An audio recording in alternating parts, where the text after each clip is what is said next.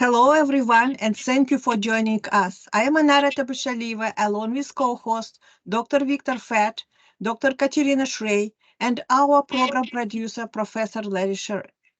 We host a weekly discussion panel on Russia's war on Ukraine with guests from Ukraine, military experts, medical personnel, academics, artists, literary figures, and relief workers.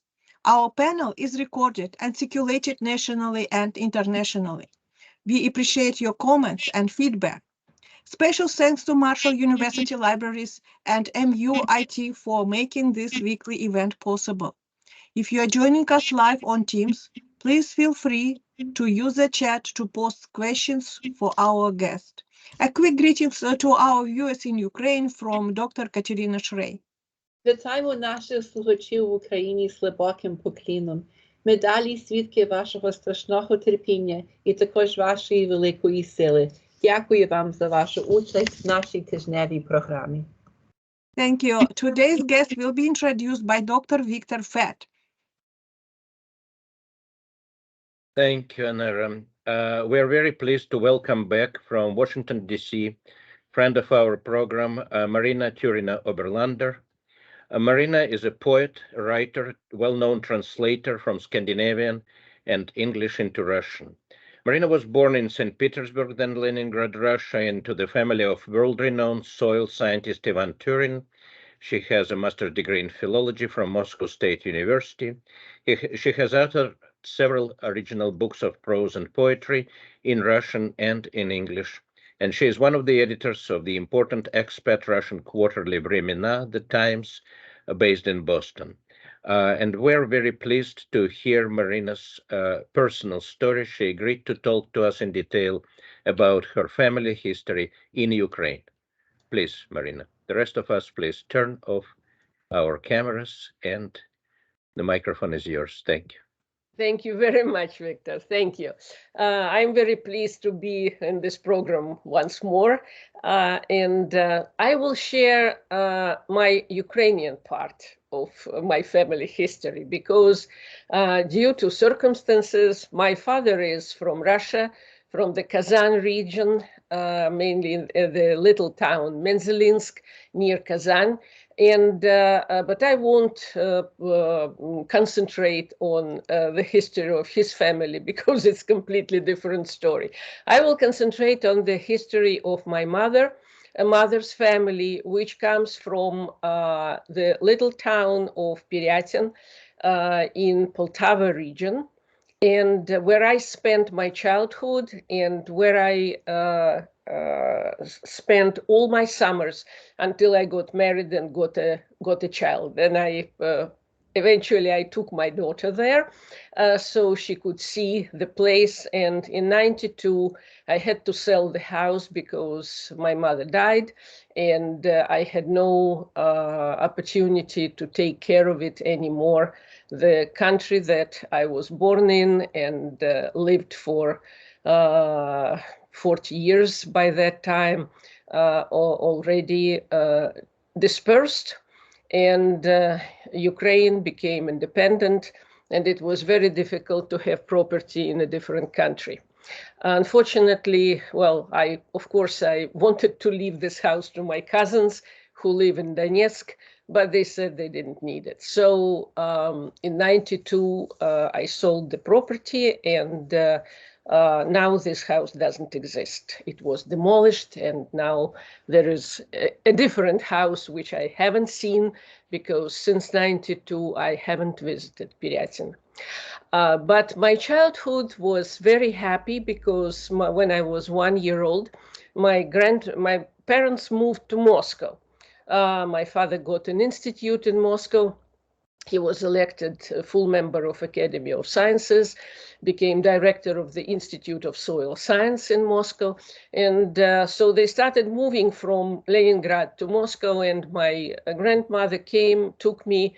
I was 11 months old, and she took me to Ukraine, where I spent 4 years Only when I was 5, I was brought to Moscow.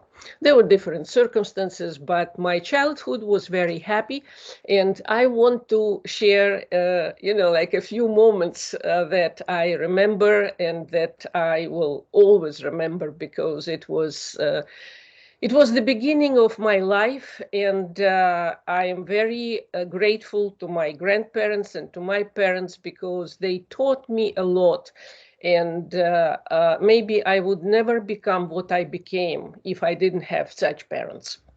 So I will share the screen, show you some pictures of the place where I grew up. And do you see the screen? Yes. You see the screen. Very good. So Piratin, as I said, is my the town of my childhood.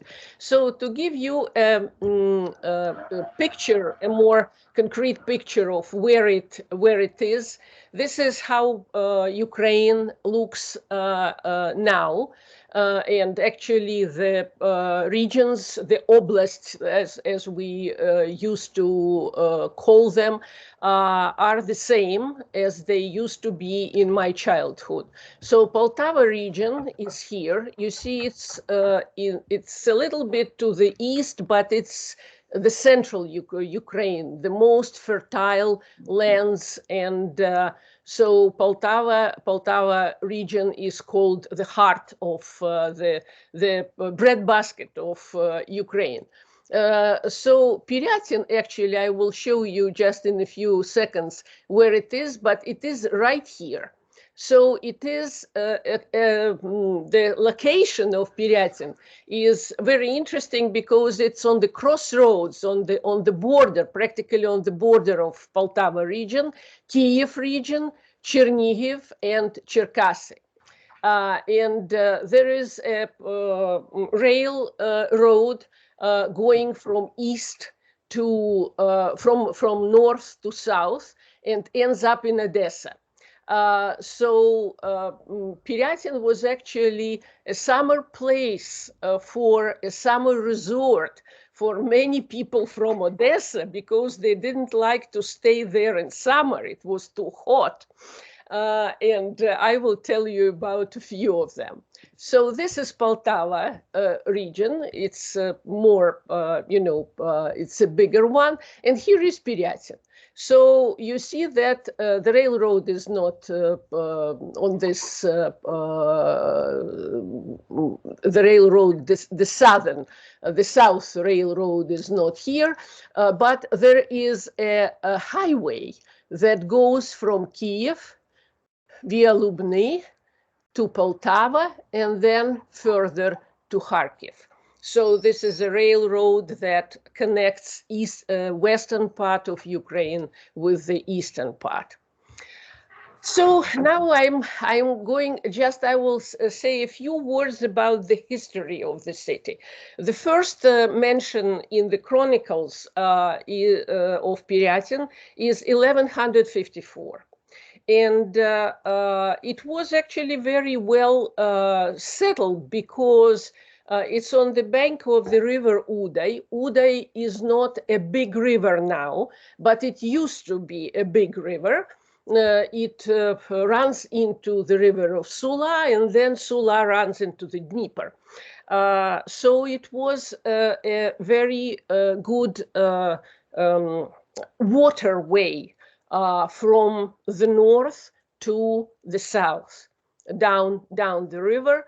And of course, Dnieper in its lower run near Zaporizhia, it was the heart of a Ukrainian Cossack republic. Actually, it was called Zaporozhskaya Sech. And it actually existed for many centuries. So Cossacks, there was an island, Khortitsa, because Dnieper is a very wide river, and there were falls. So it was like a fortress. The ships from the Black Sea couldn't go through. they had to stop at Khortytsa, and Cossacks were defending the eastern and northern parts of Ukraine at that time, so from the Turks. During the Tatar-Mongol invasion, Pyatyn was destroyed, but then it was rebuilt and became it actually was incorporated into Lithuanian kingdom, which later became Lithuanian Polish kingdom. And that's why in Pyatyn there were a lot of Jews, because Kazimierz the Great, the king of Poland in 14th century, he invited Jews that were persecuted in Spain and in France. He invited them to come and establish trade and also crafts, because Poland and Lithuania at that time were mainly peasants. They just grew crops and practically nothing else. So to develop the country, the king was very wise, and he did it, and that's why Pyatyn started. Pyatyn was actually inhabited by Jews. The Jewish population grew, and actually it reached its peak in 1910, when practically half of the population of Pyatyn was Jewish. There were 5,500 Jews in Pyatyn, with the whole population of 12,000. In the middle of 17th century, there was an uprising of Cossacks in Zaporozhskaya Sich, and it ended up with the treaty between Bogdan Khmelnytsky and the Tsar of Russia, Alexei Mikhailovich, the second Tsar from the Romanov dynasty. And that part of the eastern part of Ukraine became actually the part of the Russian Empire. So Pyatyn was actually involved into the battle with Swedes, which is famous. It's called Poltava battle, where Swedes were destroyed by Peter the Great and ran away. And since then, Sweden never fought, never had wars. That's why probably it's one of the most, the wealthiest and most democratic country in the world. It didn't fight, avoided all the wars.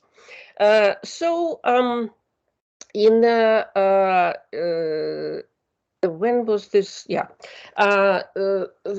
Pyatyn for example, I will say in 1910, Pyatyn was a developed city, well, town. I wouldn't say it's a city. 12,000. It's not a city.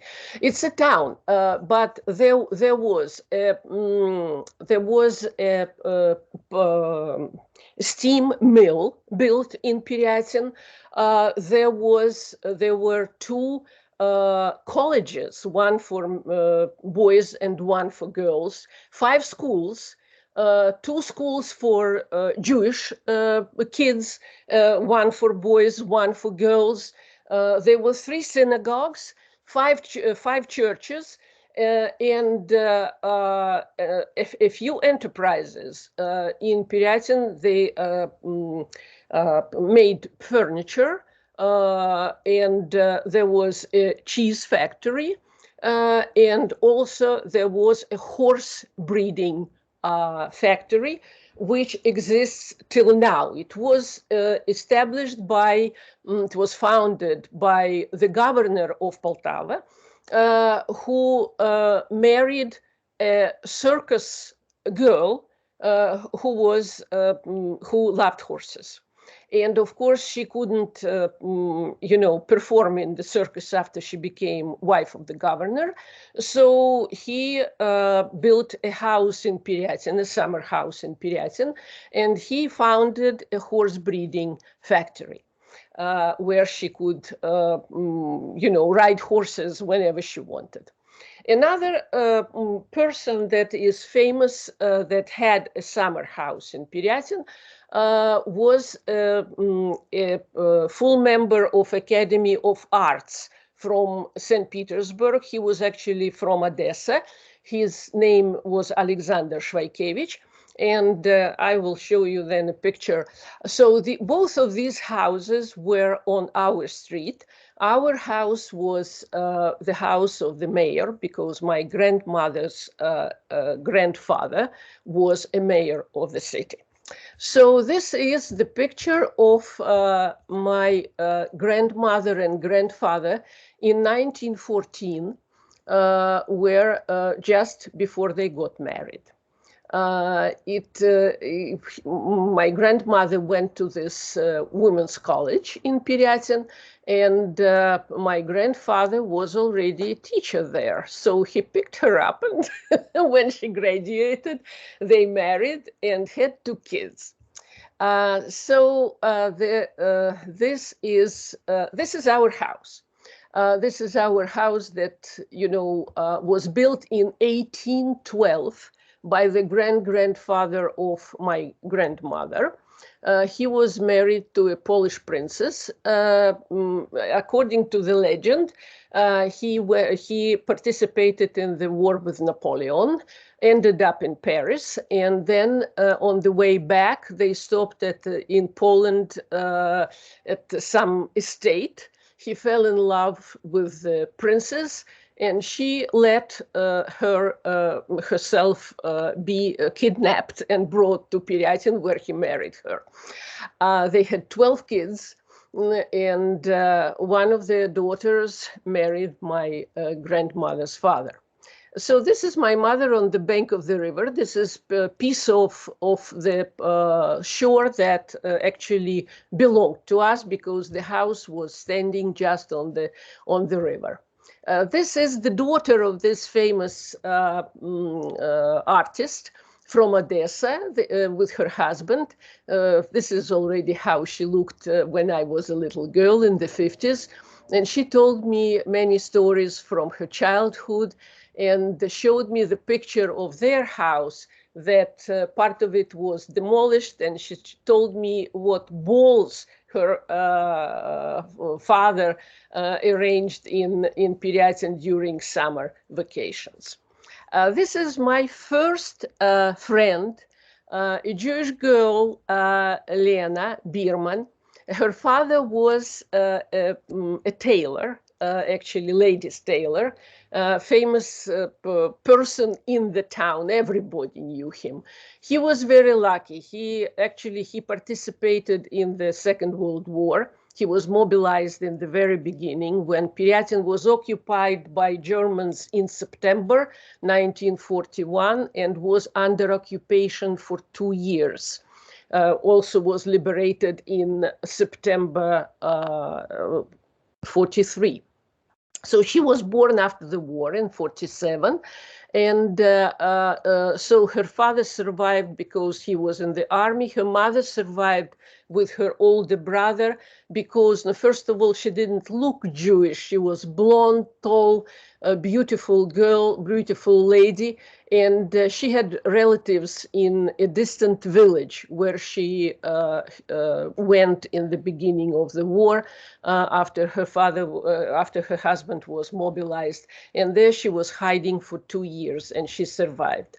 So after Naum Birman came back, they had this girl, and this is, how we played in the sand in the next door.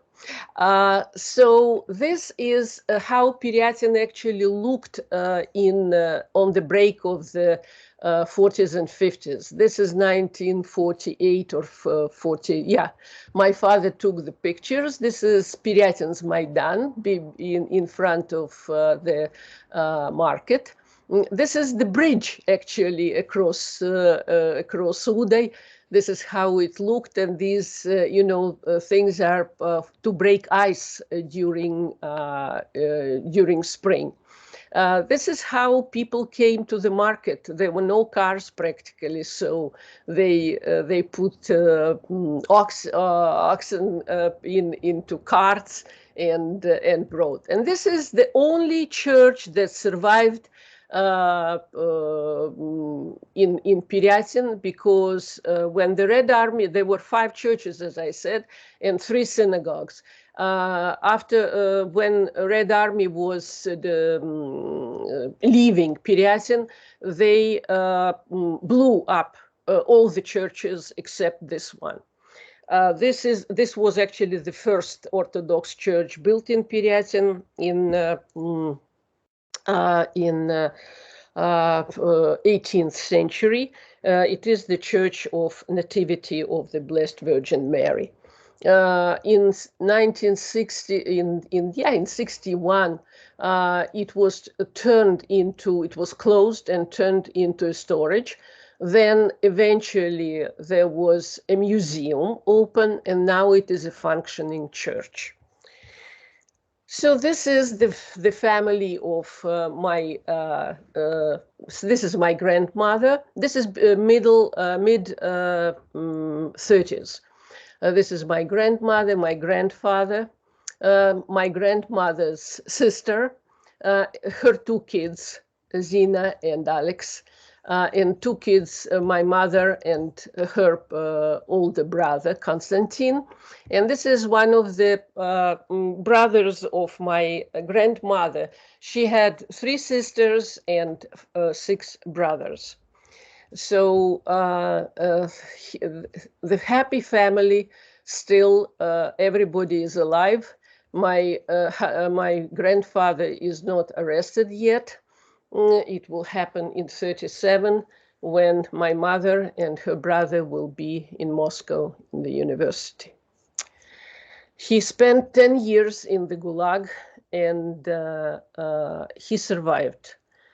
He returned in 1947. My grandmother, he was, he was thin like, I don't know, he was sick. My grandmother healed him, and he lived until 1962, when he eventually died. My grandmother died 10 years later.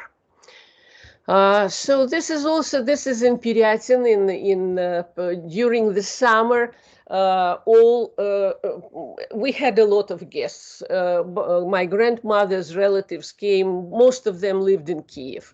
So this is the same brother Eugene that you saw in the previous picture, with his daughters and his wife. And these are 2 brothers of my grandmother. This is her older brother, the only old brother that she had. She was the second. And there were 10, as I said, there were 10 kids in the family. And this is her other brother, Anatoly, who was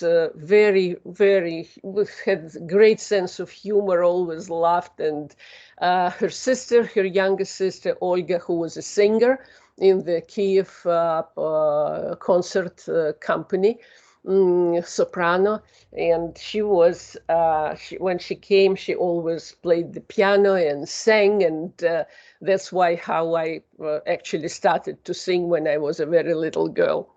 So this is our family in front of our house. This is 1954. I'm 5 years old.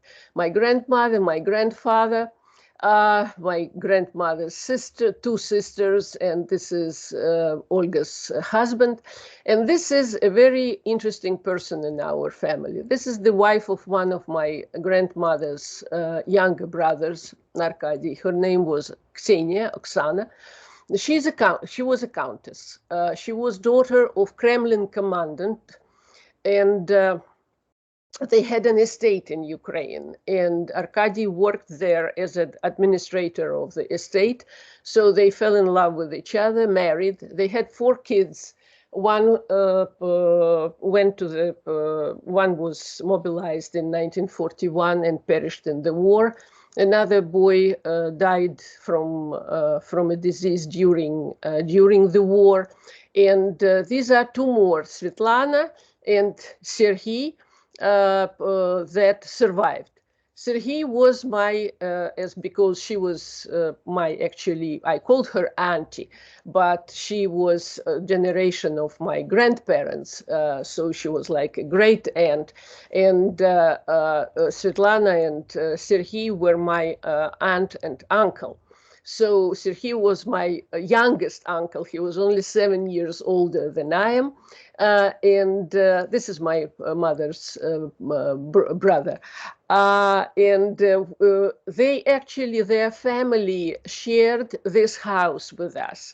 So because my grandmother and grandfather didn't live after they brought me to Moscow when I was 5. They spent winter in Moscow with us. And that's why my grandmother and grandfather offered the family of of Arkady and Oksana to live in our house. So in summer we shared it, and it was great fun. We were very inventive, especially Serhiy and I. And sometimes we performed. So this is one of the pictures that I love very much. He is performing my governess. And so we wrote together. We wrote some sketches and we performed them. Oksana Serhiyevna was a teacher. She spoke 3 languages fluently, French, English, and German. And she was my first teacher of English and first teacher of music. She, in Pyatyn, she was a teacher at music school, and she was a teacher also of English in another school. Schools in Pyatyn were very good, and music school was excellent. And students from music school went to colleges and then became music teachers. And kids from schools went to Kiev, Kharkov, Lviv, to universities and institutes, and without any, extra training, they started they passed exams, and they started their new life and career. So this is the picture, actually, you saw this, my first friend, Lena. So here we are in our 4th year of studies at universities. Lena is studying economy in Kiev, Alla is studying music, and Nina is studying culinary. Eventually, she became director of the bakery in Pyatyn. And this is my summer fun. Every summer I studied horse riding and galloped in the fields around Pyatyn with great pleasure. So this is River Uday. You see how beautiful it is. Now part of it is in the, there is a park. That is, nobody can fish there, nobody can do a hunt there, and it's completely, it's kept pristine. So this is actually the mill that I was mentioning, that was built in the 19th century by the Jewish guy. His last name was Yakov Miles. The mill is still, the building of the mill is still there, but it's you cannot restore it. It's falling apart, unfortunately. This is the memorial to Yakov Miles on the Jewish cemetery. and people in Peretin still remembered him in the 90s when I was there. So hopefully it's there, because there are I see that there are flowers. They are still keeping it. Unfortunately, the memorial to his wife looks like that. Peretin, now I will just tell a little bit of the Jewish part of Peretin, of Jewish population, and about the tragedy that happened in 1942. So, as I said, there was a big population of Jewish people in 1910 when it was the peak. Then the Jewish population started to deteriorate because, of course, there was famine. When after the revolution, after the coup d'etat, when Bolsheviks took power, Ukraine became independent became a republic in 1918, and then in 1920 it was occupied by the Red Army and became part of the Soviet Union. In the beginning, after the Civil War, there was so-called NEP, the New Economic Policy, the program that allowed private enterprises, small private enterprises. So Peretin had about 85. And in 29, this program was canceled, and they started to build kolkhozes, collective farms. So it was interesting that the Jewish community managed to get a piece of land and established. Well, I would say that it wasn't a collective farm. It was like a kibbutz, 3 kilometers from Peretin. They grew wheat, sweet beets. They had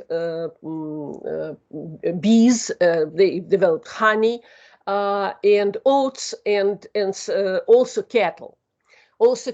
So during the worst years of Holodomor, 32-33, the head of this collective farm was able, it was very dangerous, but he was able to hide a supply of oats because communists took everything. They came, they wiped everything just for people to die. They didn't leave them anything, any supplies to eat. So he managed to hide oats, and he was cooking oatmeal for his people, and also some of the families that lived in the neighborhood, they brought him their kids and asked him to save them. So he put them on the list and wrote that they were shepherds, they were looking after cattle, and he was able to feed them because in order to save them from dying from hunger. Unfortunately, in 1937, he was arrested and perished in the Gulag. Not because of that, just because it was the policy, because every town, every village, they had for NKVD, there was a prescription to send a certain amount of people to the Gulag, because Soviets needed slaves to work and not pay them anything. So that's how he ended up. He perished. So when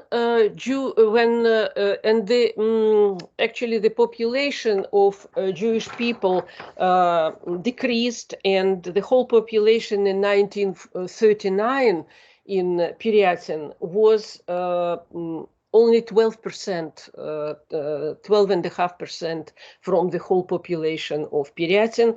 Actually, it was 1,747 people.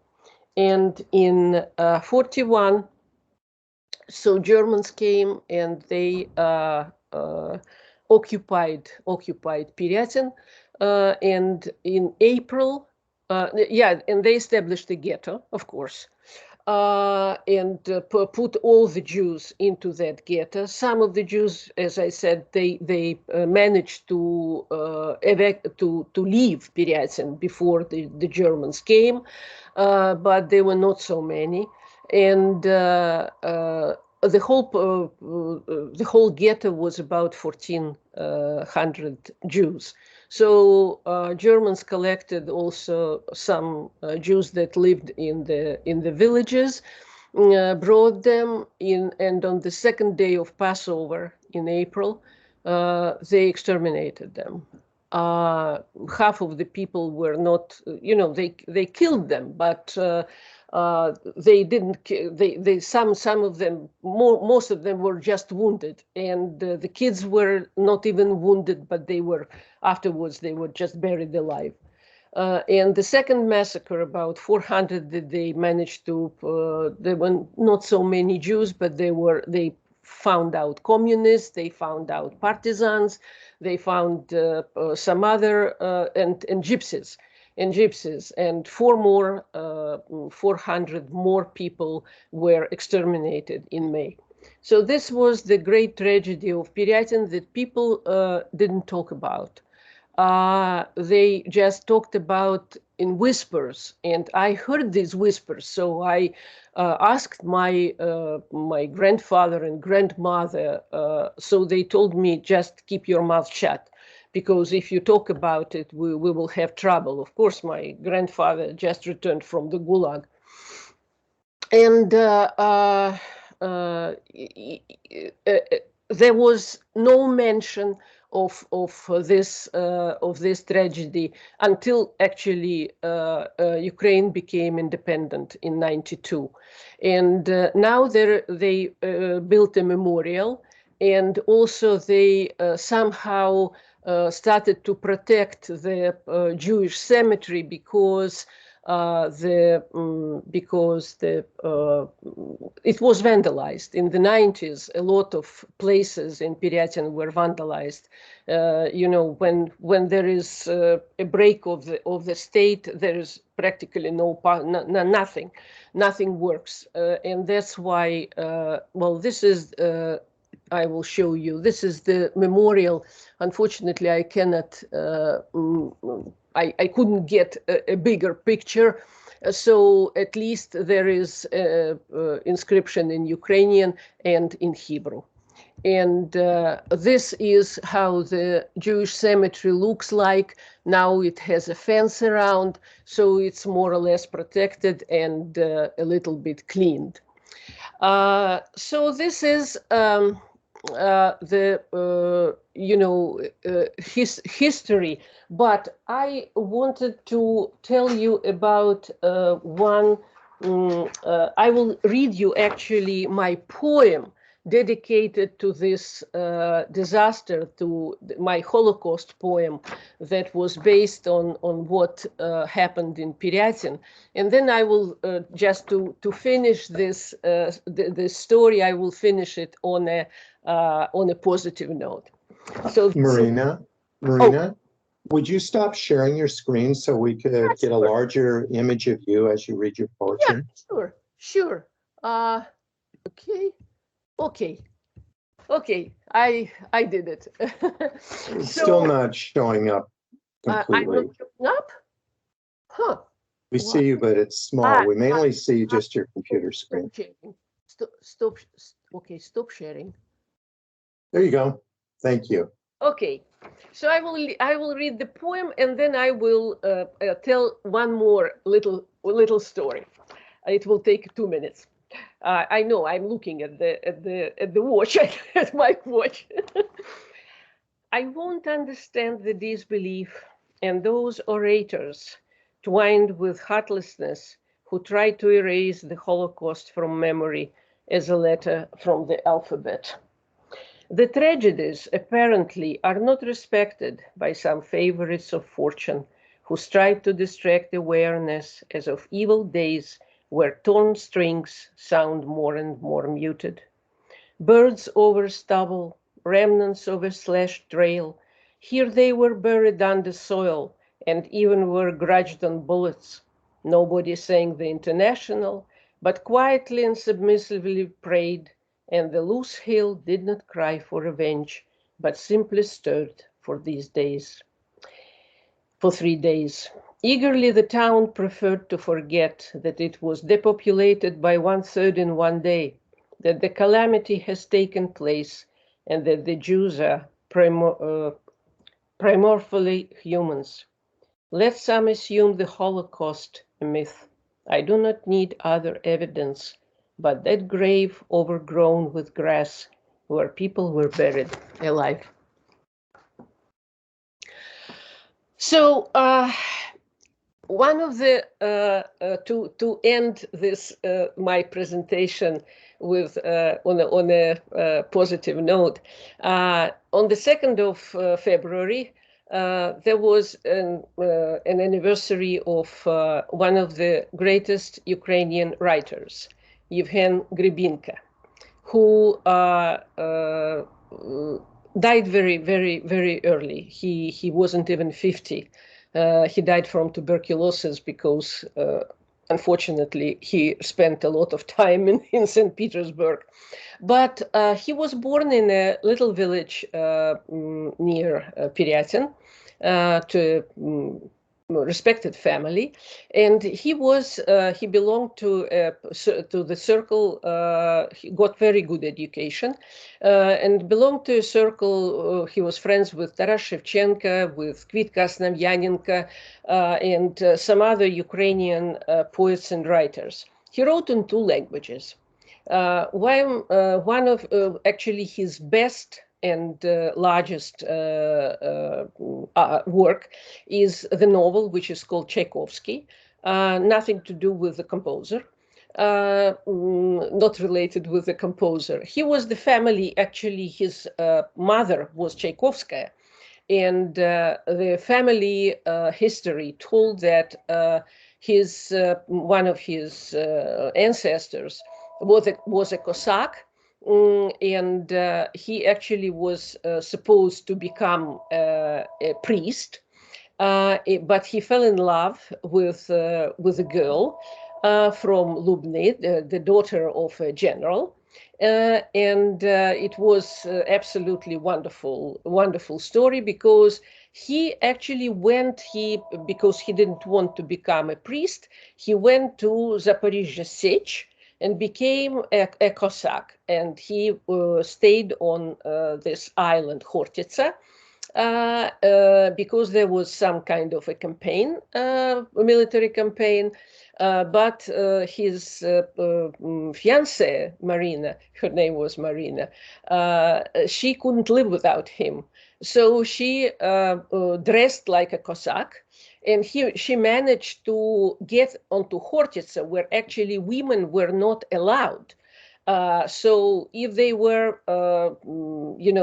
if they were found, they would be both executed. Actually, they were found, but they were not executed. On the contrary, they were wed. And he got his name Tchaikovsky. Well, Chaika is a seagull, because when he was in this military campaign against Turks, his boat, it wasn't a big ship, it was a boat, they got into a storm. And he started to pray, because he was taught how to pray and everything. And a lot of seagulls came and sat down on the boat, and the storm calmed down, so they were saved. And that's how he was given this name, Tchaikovsky. So it is a very touching story, beautiful, and actually he is famous. You all know this romance, Black Eyes, Ochi Chorny. Ochi Chorny, he is the author of the original text.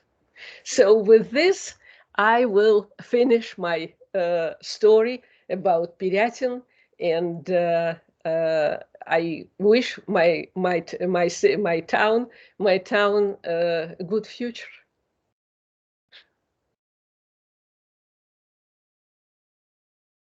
Thank you, Marina. Thank you so much for sharing all these fascinating stories. It's so important for us not to let them drop and to educate people more and more about the region, the country, the history, while the stories still are remembered. Thank you for allowing us to record it and broadcast it. I have already a question from Dean Deutsch, please, Leonard. Okay. Can you hear me, or is there feedback? Feedback. There is something in background. Okay, if you can hear me. The Cossacks have a reputation for having terrorized the Jews. What role or influence do they have today in Ukraine?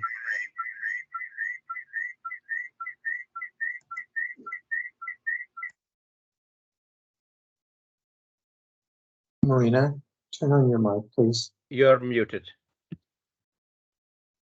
Marina, you're muted. Okay, Yes. I unmuted. I unmuted myself. I saw that I was muted. Well, Cossacks. Cossacks during actually this uprising of Bogdan Khmelnytsky, which took place in the 17th century, they terrorized Jews because as I said, Piryatin had a Jewish population there because they were under the protection of Polish king. And when Piryatin became part of Ukraine that was became part of Russian Empire, the Jewish population from Piryatin disappeared. And then they started eventually to come back because pogroms happened in Piryatin during all this, when pogroms went all over Russian Empire in the end of the 19th century, in the 80s, in the 90s. So a lot of Jews actually left. Then they came back. And then they left again. And actually, now in Piryatin, there are only 50 Jews because in the 70s, a lot of Jews left when there was, like an aliyah to Israel in the 70s when Brezhnev allowed Jews to leave because he needed wheat. It was so-called wheat deal. But when I was a girl, I never experienced anything bad because there were not so many Jews in Piryatin after the massacre. And although people talked about it whispering, but I never heard a bad word about Jewish people who lived in Piryatin. As I said, Naum Birman was one of the most respected guys, and others were. There was a famous doctor, Fisher. There was the director of one of the markets was also a Jewish guy who came back from the war. So they all participated. They all served in the army, and managed to come back. Okay, there are both Jewish. There are both Russian and Ukrainian Cossacks, or at least descendants of Cossacks. What role are the Ukrainian Cossacks playing today in terms of the war effort? Well, now I don't think that there is a big difference between Cossacks because there are no Cossacks as Cossacks. they are descendants of Cossacks. Like my grandfather was a descendant of Cossacks, although his family they were all teachers. They were all teachers, a few generations of teachers. But he was, like he was a descendant from Cossacks, from Cossack. So he was strong, survived 10 years in the Gulag. Thank you, Marina. Thank you. Any more questions or comments, please, from the panel? Yes. Please. Oh my. Thank you so much for sharing your family photographs. Today, we take for granted how easy it is to take a picture. We just do it with our phones, no big deal. But what you've shared with us, they're genuine family treasures, and it is absolutely beautiful. And thank you so much for sharing this with us. Thank you for your poem as well. I have two separate questions. One is, thank you for your stories.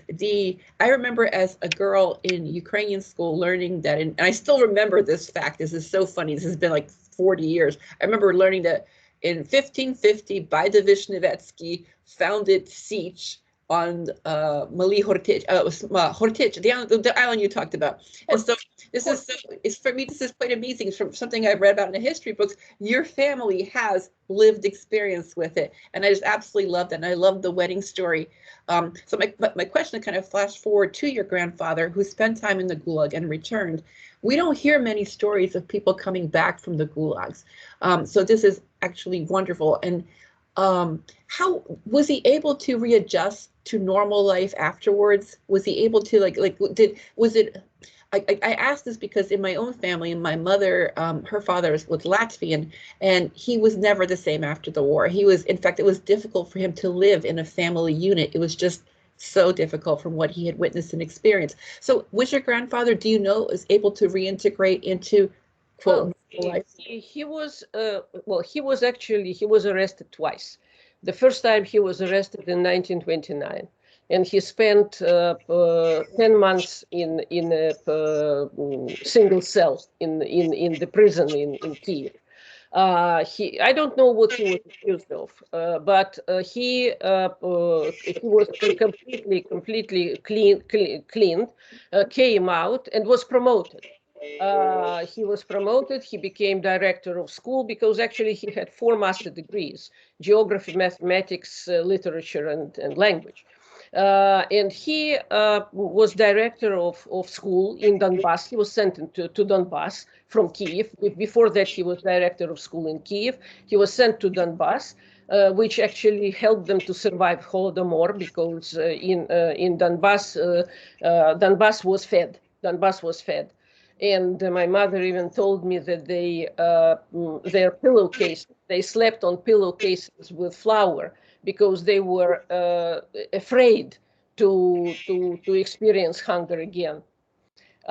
So in 1937, he got another promotion.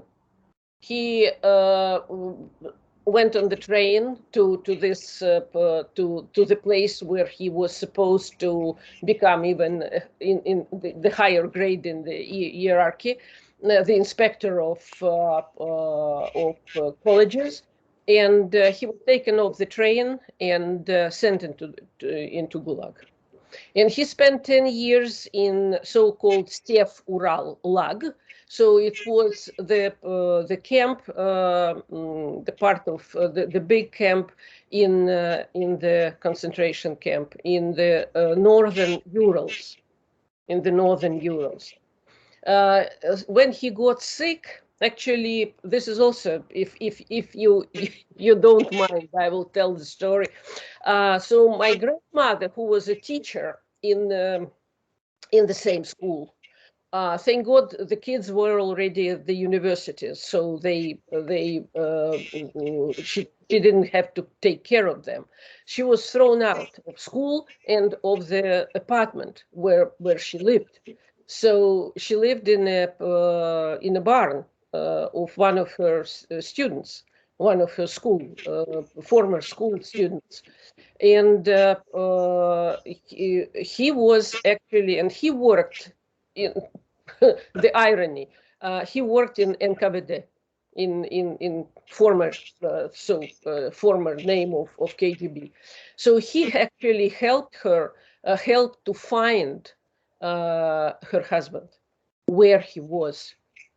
So when she found out that he was in the Urals, she went to Kiev. She got a permit to visit him, and she went to the Urals. She rented a little room in one of the huts next to the camp, and she stayed there for 2 months. And she bribed the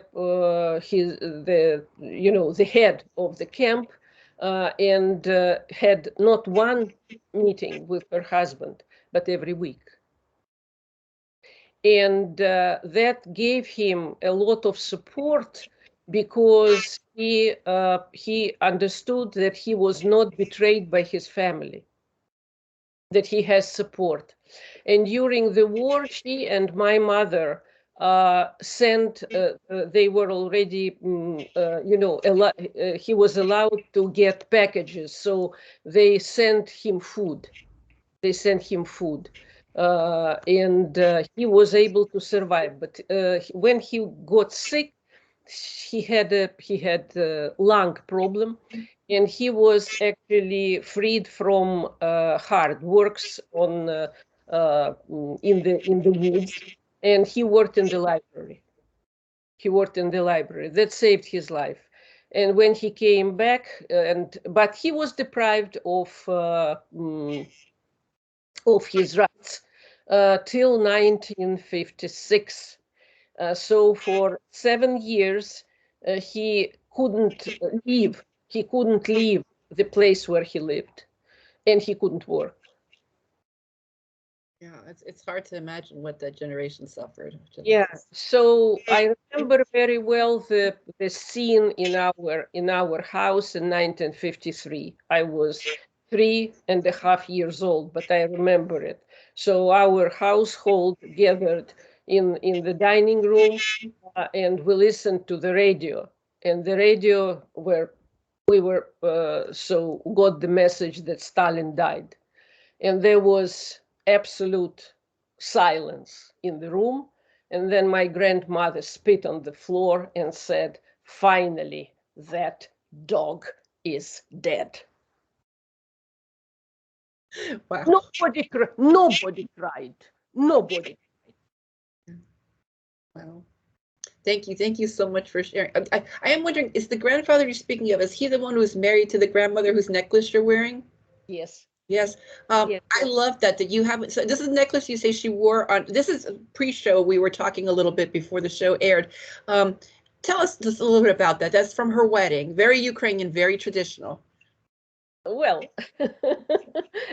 no, it's a very long ceremony. Yes, this is true. You had to, of course, you had to do some embroidery before the wedding. You had to embroider the shirt. You needed all sorts of necklaces, earrings, whatever the beautiful.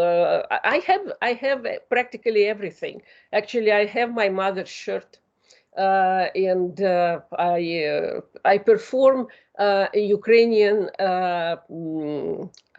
bride on our ladies' gatherings when I'm a member of the ladies' club, International Ladies' Club, and I like to wear this outfit for our gatherings. So it was actually, my grandmother told me that it was a ceremony. The whole village came out to greet them. They were, of course, wed in the church, and she belonged to a well-known family, and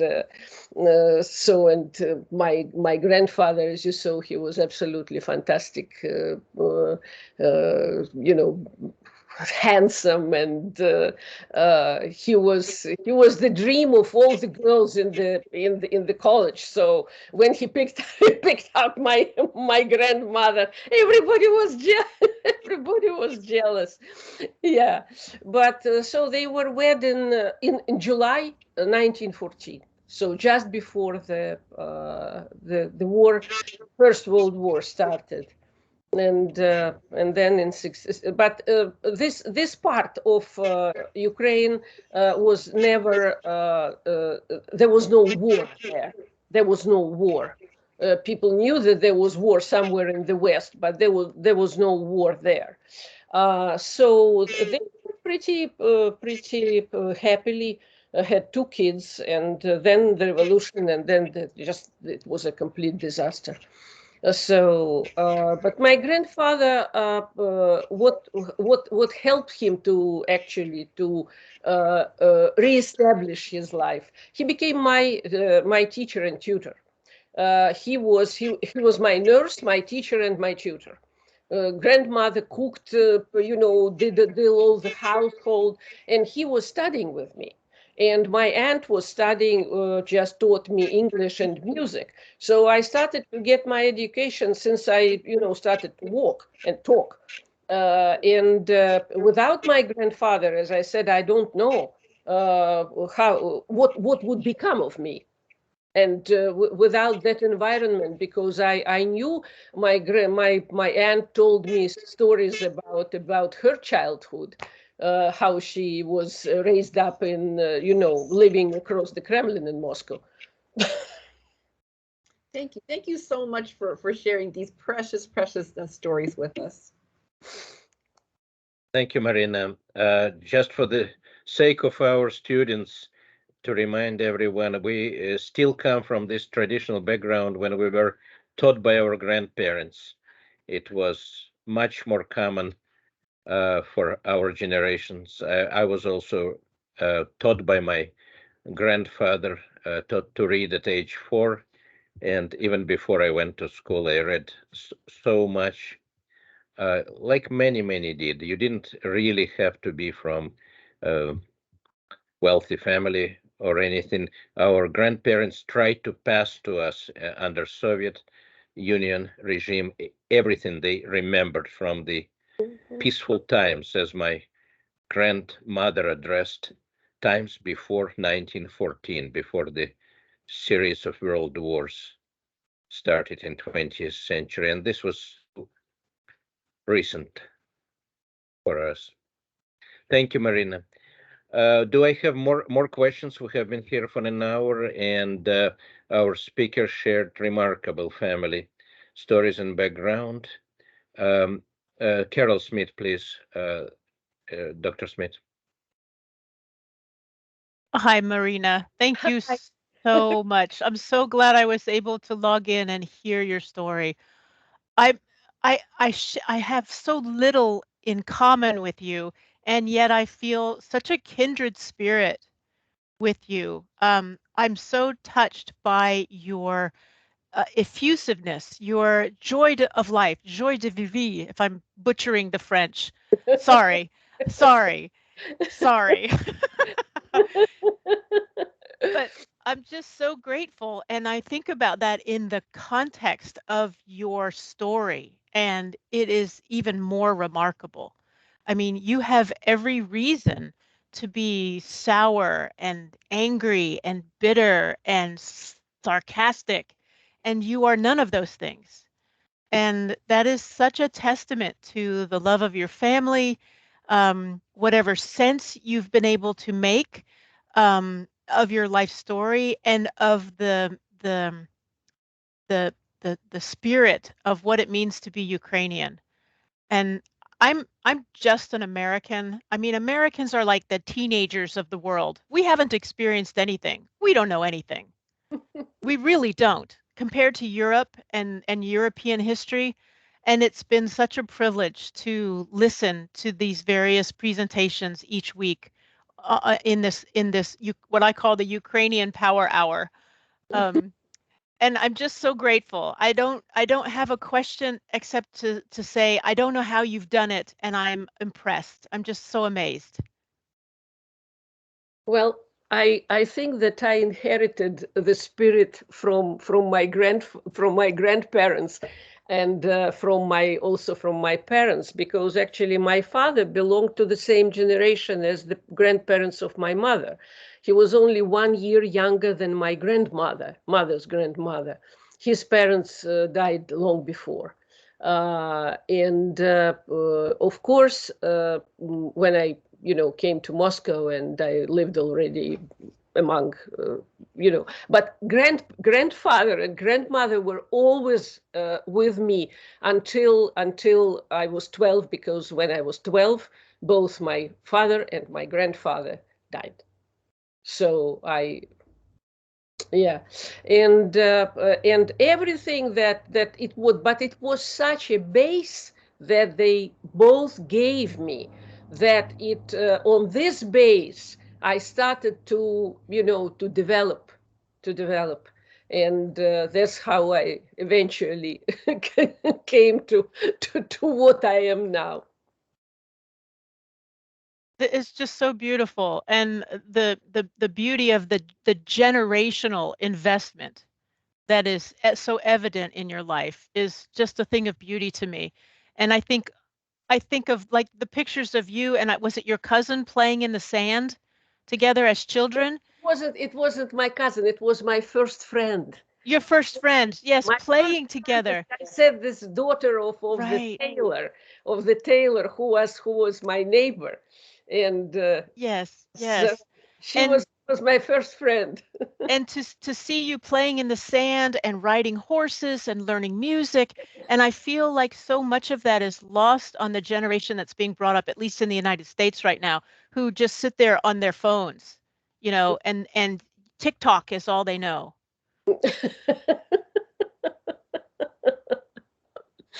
And maybe my spirit is because I lived in a family where everybody loved each other. There was an atmosphere of love and support, because of course my grandfather would never survive if my grandmother and his family wouldn't support him, and not even physically, but mentally. Yes. Yeah, my mother was in the university in 1937. She entered the biological department of Moscow University, and as soon as the information that her father was arrested, she was, of course, member of Komsomol. You had to be member of this young communist, young communist. So she was member of the Komsomol. So she was put in front of the whole department, and she said, do you agree that do you admit that your father is the enemy of the nation? And she said, no, I don't admit it. So she was thrown out of Komsomol, but fortunately enough, she wasn't thrown out of the university. So she graduated. And one of her friends, when this meeting was over, she came up to my mother and said, why did you say that? You are an idiot. You don't know how to live. She said, how will I look into his eyes when he comes back? And she said, you idiot, he will never come back. That's how you survive. If you have moral standards, you survive. Otherwise.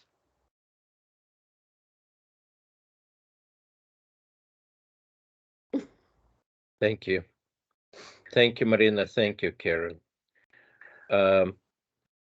We'll need to finish soon, but I wanted once again to express our gratitude to Marina for her beautiful family story, and we need to hear more of those. They give us courage and hope.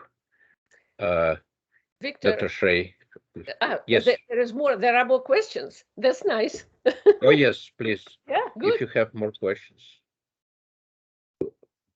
Does somebody have a question? I don't see.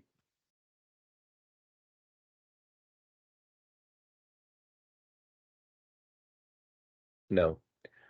Okay. But thank you. And Victor, then may I read one poem? Sure. May I read one Please, poem? please. It was Please. actually 6 years ago. I started to write poetry in English. And my first poem, I think it gives the key to my own nature and everything. So this is my book. I will show it. It's called I Simply Have to Fall in Love. I published it in 2020. And the first poem that I wrote in English is the prologue. I simply have to fall in love with something or somebody. It may be cloud, it may be dove, a soul or a body, a twinkling star in stormy night, a tender voice in heaven, from heaven, a touch of blessing in twilight when poems pour in seven, a sheet of paper, blank and white, which I will stain with letters, or my next dream, which brings delight, and that is all that matters. Oh, bravo. Well, that is beautiful. I just put the link in the chat to the book on Amazon and a picture of the cover. That is beautiful. That's absolutely. Thank you. Thank you. Thank you. There's so much we can tell, and we see one of the facets of this program just as oral archive, which allows people to record and broadcast what they remember, what otherwise is rarely put down, put on paper. And even before the war started, I urged my friends of my generation to write down things about their family and grandparents. And many never do it. Even literate people never do it because they don't consider it's important.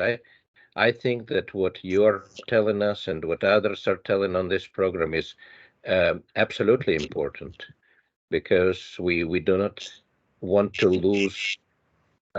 lose this history, and moreover, we do not want various dictators to sell us their versions of history. Exactly. As what happened. Exactly. We need the truth. We need the human truth of history. Of course. Thank you, Marina, for this presentation. Thank you, everyone who took part in the program, and I will ask Katerina to say concluding words. Дорогі браття і сестри в Україні, ми зберігаємо вас у наших щоденних думках і молитвах. Нехай милосердний Бог тримає вас у своїй опіці. До наступного тижня. Прощаємося. Слава Україні! Слава Україні! Героям слава! Героям слава! Героям слава!